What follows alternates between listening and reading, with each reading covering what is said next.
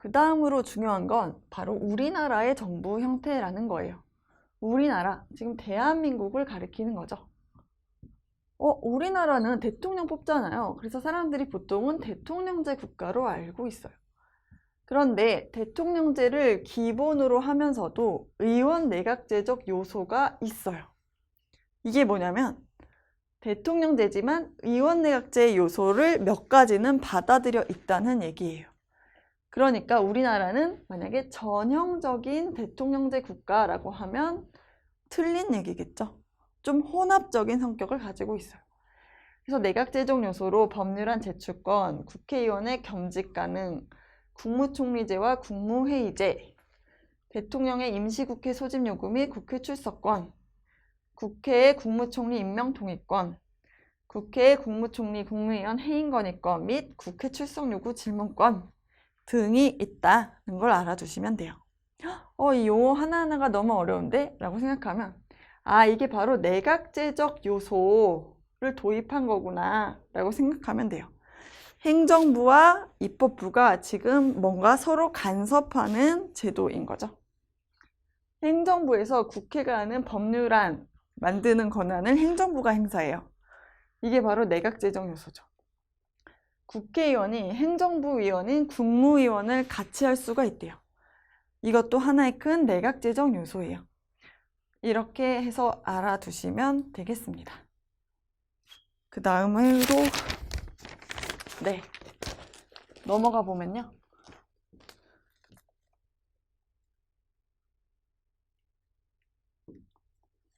이제 우리나라 개헌의 역사가 나오네요. 이것도 정말 가끔 문제로 나오는데 조금 어렵죠. 근데 논리적으로 따라가다 보면은 특징만 알고 있으면 될 것 같아요. 그래서 먼저 제헌헌법, 처음 만들어졌을 때의 헌법이라는 얘기죠. 이때는 대통령을 간선으로 뽑았대요. 직접 선거한 게 아니라 간접적으로 선출했다. 국회에서 선출했다고 해요. 또 단원제, 국회가 하나의 국회로 운영이 됐대요. 이건 현재와 같네요. 그렇게 해서 1차 개헌을 하는데 처음으로 이제 헌법을 고쳤다는 얘기예요. 어떻게 고쳤냐면 대통령 직선제로 바꿨어요.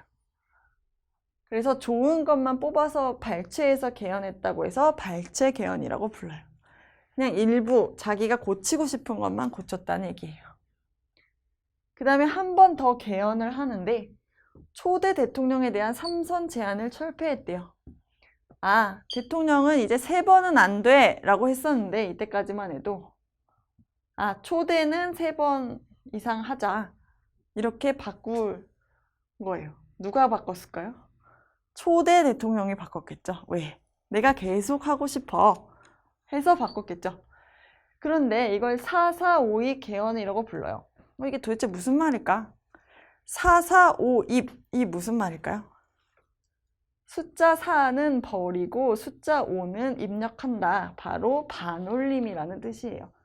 반올림을 멋있게 표현한 게 4452인데 반올림을 왜 했지? 왜 했냐면요. 이때 국회의원 숫자가 딱 203명이었어요. 그러면 헌법을 고치려면 국회의원의 3분의 2가 동의를 해야 돼요. 3분의 1을 계산해보면 135.3333명이 나와요. 그러면 생각을 해보면 적어도 몇 명이 동의를 해야 되는 거예요? 136명이 동의를 했어야 헌법이 개헌되는 거죠. 그런데 투표에서 몇 표가 나왔냐면 135표가 나온 거예요. 대통령이 너무 아쉬운 거예요. 나 이거 빨리 헌법 고쳐서 내가 계속 해야 되는데 한 명이 모자라네. 0.3명이 모자라네 라고 한 거예요. 근데 0.3명이란 건 없기 때문에 한 명이 더 있어야 되는 거죠. 그런데 이때 어떤 사람이 이거는 반올림을 하자라고 주장을 한 거예요. 반올림을 하면 0.3은 135다 라고 누가 주장을 했어요. 그래? 그렇게 해서 135밖에 안 됐는데 헌법을 고쳤어요. 왜? 우린 반올림 했다 이렇게 한 거예요. 절대 이렇게 하면 안 되겠죠. 지금 같아서는 이렇게 안 할 텐데 이때만 해도 나라가 너무 허술해가지고 대충 이렇게 넘어갔어요. 나 그냥 계속 하는 걸로 135명까지 나왔는데 그냥 계속 하는 걸로 하고 넘어갔어요. 그랬더니 이제 무슨 일이 일어났냐. 4.19 혁명. 국민들이 들고 일어난 거죠. 4월 19일에. 대체 이게 무슨 짓이냐. 국민을 지금 바보로 아냐. 뭐 이거 말고도 나쁜 일이 더 많았겠죠. 그 이후에. 그래서 4.19 혁명 후에 3차 개헌이 있었어요. 그래서 이제 더 이상 대통령제를 하면 안 되겠다고 나왔어요. 대통령이 있었더니 이제 자기 입맛에 맞게 자꾸 헌법 고치고 이거 안 되겠어. 독재하려고 하고. 우리 이제 의원내각제를 하자. 그래서 대통령 간선제를 하자. 의원내각제니까 국회에서 뽑는 걸로 하고 국회도 양원제로 운영을 하자. 이렇게 제도를 바꿨어요.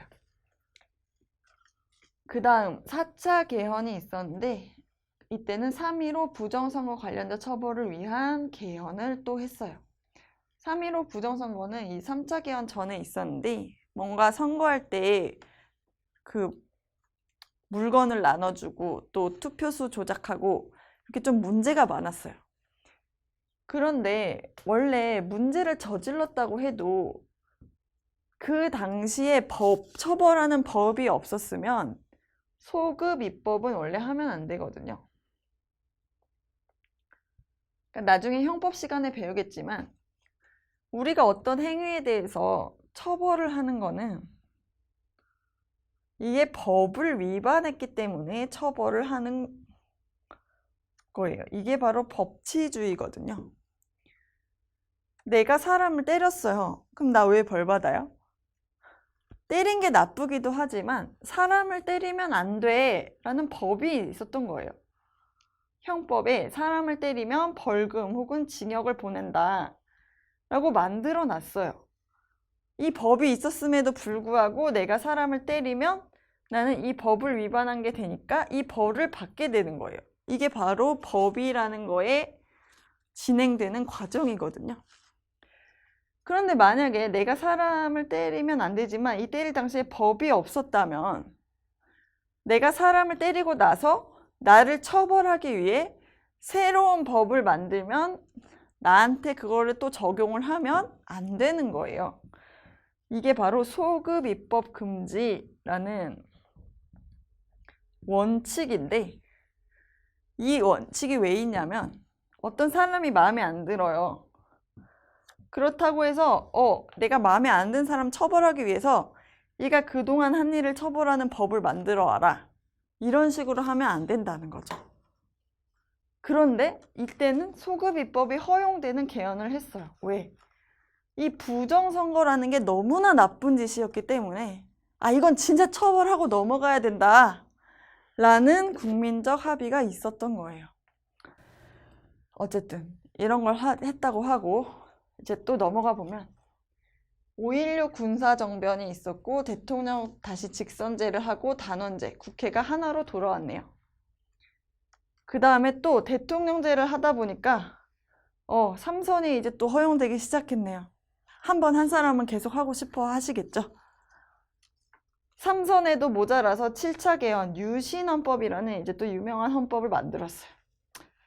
이제 내가 계속 하긴 할 건데 나를 국민들이 선출하면 내가 안 될 가능성이 있으니까 다시 간선제, 전체 국민이 하는 게 아니라 일부 선거인단에서 나를 선출하는 방식으로 하자. 또 중임 제한 철폐, 나 영원히 하자, 할 수 있게 하자. 이렇게 또 엄청난 개헌을 했어요. 네, 엄청나죠. 그 다음에 8차로 와서는 간선제는 유지하고 7년 단임제로 바꿨어요. 약간 양심을 회복했죠. 이제 한 번만 하는 걸로 바꿀게요. 그 다음에 9차 개헌, 이 현행헌법이죠. 이제 사람들이 6월 민주항쟁을 거쳐서 우리 진짜 민주주의를 좀 해보자 우리나라에서 이렇게 많은 사람들이 원하기 시작했어요. 그래서 다시 대통령 직선제로 바꾸고 대신 5년 단임제 하기로 결정을 했어요. 네, 이렇게 보면 우리나라의 이 현대 한국사를 쫙 알 수가 있네요. 이렇게 정리하고 이제 문제로 넘어가 보도록 하겠습니다.